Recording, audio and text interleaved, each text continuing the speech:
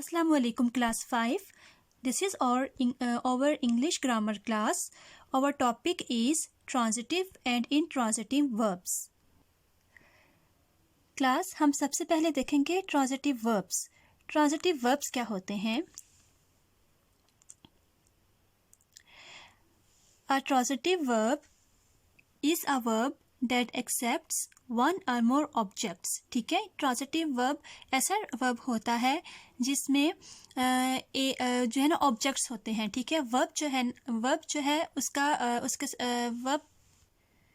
ठीक है क्लास, मतलब ट्रांजिटिव वर्ब एक ऐसा वर्ब होता है जिसके साथ एक या ज़्यादा जो है वो ऑब्जेक्ट्स होते हैं. ठीक है, उसे हम ट्रांजिटिव वर्ब बोलेंगे. जैसे एग्जांपल्स हैं, शी वॉशेस. ठीक है, अब शी वॉशेस क्या है? वर्ब है. अब हमें नहीं समझ आती कि वो क्या धोती है. ठीक है, तो जब हम बात करेंगे she washes clothes in washing machine. ठीक है, तो इसका क्या मतलब है कि अब वॉशेस क्या था? ये वर्ब था. अब जब हमने क्लॉथ साथ लगाया हमें पता चल गया है कि वो वॉशिंग मशीन में कपड़े धोती है. ठीक है, मतलब वॉशेस वर्ब और क्लॉथ्स क्या है? ऑब्जेक्ट है. ठीक है, इस तरह से ये वाला सेंटेंस कौन सा है? ट्रांजिटिव सेंटेंस है. ठीक है, ट्रांजिटिव वर्ब है. इसके बाद है ही सैंग, उसने गाया. ठीक है, अब ही सैंग हमें समझ नहीं आ रही उसने क्या गाया, लेकिन जब हम बात करेंगे ही सैंग अ सॉन्ग, उसने एक गाना गाया. इसका मतलब है कि मतलब हमें बात समझ में आ गई है. ठीक है, कि उसने गाना गाया. तो सैंग क्या है? ये वर्ब है. और सॉन्ग क्या है? ये ऑब्जेक्ट है. तो ये भी क्या है? Transitive verb. ठीक है, मतलब इसके साथ जो है वो ऑब्जेक्ट है वर्ब के साथ. देन है they read a newspaper every day. ठीक है, जब सेंटेंस था दे रीड, हमें नहीं पता कि उसने क्या पढ़ा. ठीक है, सॉरी, उन्होंने क्या पढ़ा. दे रीड, उन्होंने पढ़ा. ठीक है, तो हमें नहीं पता कि उन्होंने क्या पढ़ा. लेकिन जब बात होगी they read a newspaper every day, कि वो हर रोज़ अखबार पढ़ते हैं, तो इसका मतलब है कि न्यूज़पेपर क्या है? ये ऑब्जेक्ट है. और रीड क्या है? वर्ब. मतलब ये क्या बन जाएगा? ये ट्रांजिटिव वर्ब है, क्योंकि इसके साथ न्यूज़पेपर क्या है? जो ऑब्जेक्ट है वो जो है वो जुमले को ठीक बना रहा है. ठीक है, सना बेक्ड अ केक. ठीक है, अब बेक्ड वर्ब था और केक क्या है? ऑब्जेक्ट है. तो ये क्या है? ट्रांजिटिव वर्ब है कि वर्ब के साथ ऑब्जेक्ट है. अब क्लास ऑब्जेक्ट क्या होता है? Object is a word that affected by the action of the verb. ठीक है, ऑब्जेक्ट एक ऐसा वर्ड होता है जो किसी भी वर्ब के मतलब किसी भी एक्शन से, ठीक है, जो है वो अफेक्ट होता है उससे.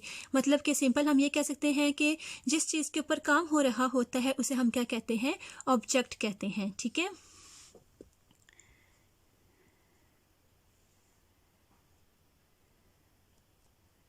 अब नेक्स्ट है हमारा intransitive verb.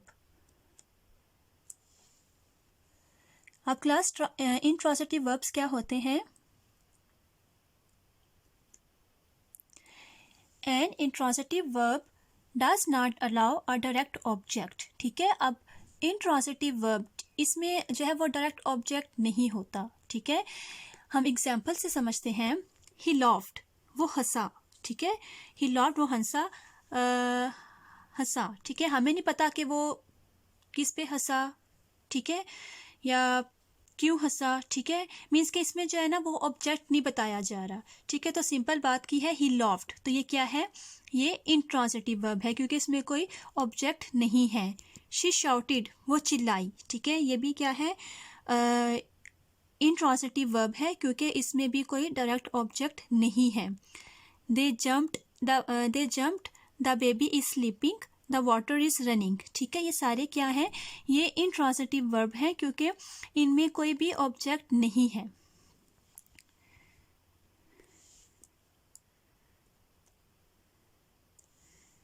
All these are intransitive verbs because they do not have direct object. ठीक है, ये सारे sentences क्या है?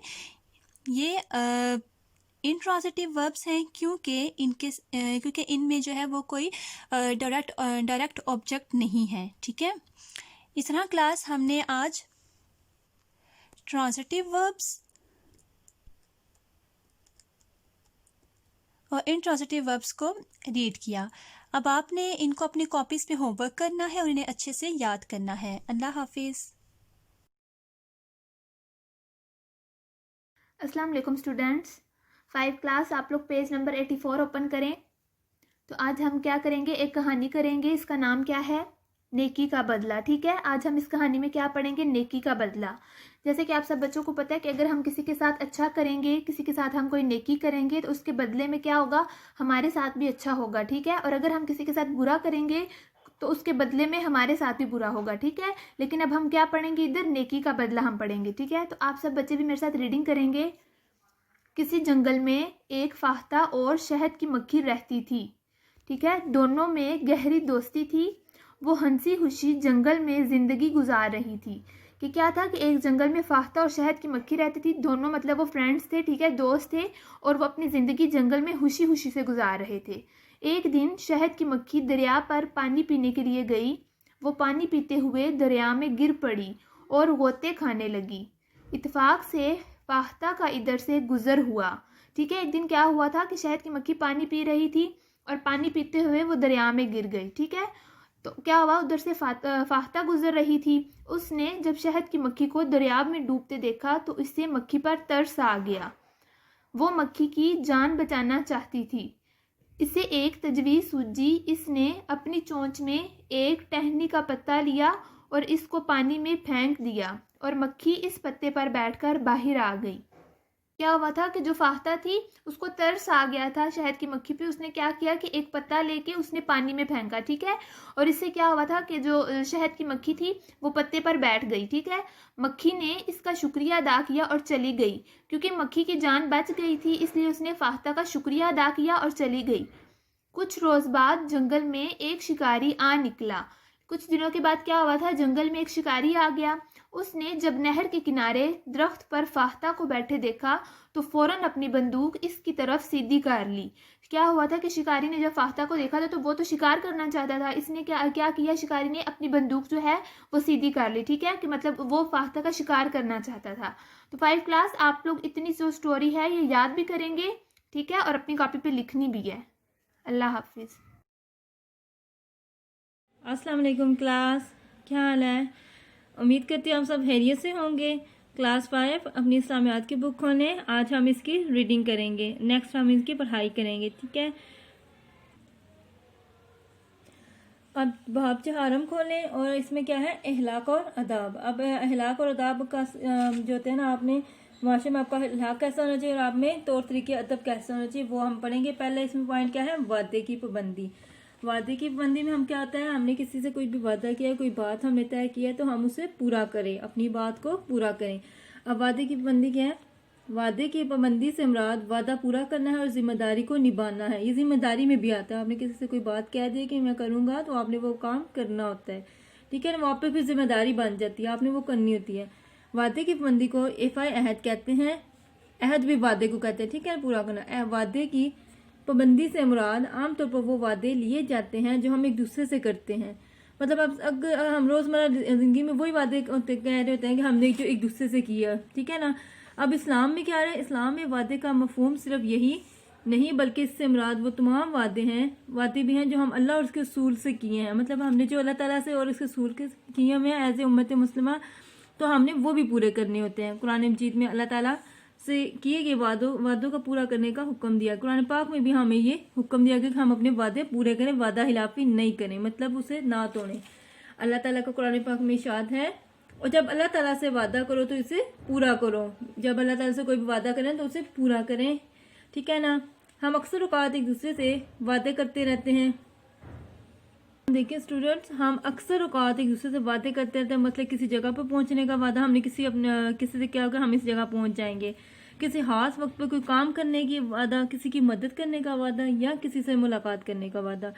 अब हम ये वादे छोटे मोटे अपनी रोज़मर्रा ज़िंदगी में करते रहते हैं कि मैं ये काम करूँगा, मैं ये भी कर लूँगा, मैं इस टाइम पे पहुँच जाऊँगा। तो अब हमारे लिए ज़रूरी होता है कि हम इसकी पाबंदी का ख्याल रखें। ठीक है ना, वादे के खिलाफ वर्जी करने से अल्लाह ताला नाराज़ होता है। मीन हम अगर वादा पूरा नहीं करेंगे तो अल्लाह ताला नाराज़ होंगे। ठीक है ना, अब कुरान मजीद की रोशनी में वादे की पाबंदी। अब कुरान पाक में कैसे मतलब पता चलेगा कि वादे की पाबंदी का हुक्म हमें दिया गया है। अल्लाह ताला ने कुरान मजीद में कई मकामात पर वादे की पाबंदी का हुक्म दिया है। हमें काफ़ी जगह पे काफ़ी आयात है जिसमें हमें हुक्म दिया गया कि हम वादे की पाबंदी करें। वादे की अहमियत का अंदाज़ा इस बात से लगाया जा सकता है कि क़यामत के दिन वादे के बारे में पूछा जाएगा। स्टूडेंट देखिए, इतनी बड़ी बात है कि हमसे वादे के बारे में पूछा जाएगा क़यामत के दिन, ठीक है ना। अल्लाह ताला का इरशाद है और वादा पूरा करो, वादे के बारे में ज़रूर पूछा जाएगा। अब ये तर्जमा जस्ट है, ठीक है ना, कुरान पाक का। अल्लाह ताला का इरशाद है तो इसमें आयत कुरानी है, ठीक है ना। तो उसका क्या तर्जमा है? वादा पूरा करो, वादे के बारे में ज़रूर पूछा जाएगा। हमसे वादे के बारे में पूछा जाएगा। और एक जगह अल्लाह ताला का इरशाद है, ए ईमान वालों अपने वादे पूरे करो। ए ईमान वालों, मुसलमानों को मुखातब किया गया कि जो ईमान वाले मोमिन लोग हैं, जो मुसलमान अपने वादा करते हैं तो वो पूरा करते हैं, और हुक्म दिया गया है कि अपने वादे को पूरा करो, ठीक है ना। स्टूडेंट्स, आपने वादे की पाबंदी की यहाँ से ये रीडिंग यहाँ तक करनी है और इसको समझना कि वादे की पाबंदी कैसे, और आपने देखना है कि हमने आज कौन से वादे किसी से किए हैं, कौन सी बात किसी से की है कि हम पूरी करेंगे और हमने नहीं की। तो आपने अपने वादे की पाबंदी करनी है और आपने पूरा करना है। किसी से कोई बात करते हैं, कोई आप कहते हैं कि मैं ये काम करूंगा, मैं आज ये करूंगा, तो वो आपका वादा हो जाता है, ठीक है ना। आप उसको पूरा करेंगे, ठीक है, वादा नहीं तोड़ना आपने अब ये रीडिंग करनी है। Thank you so much. अल्लाह हाफिज़।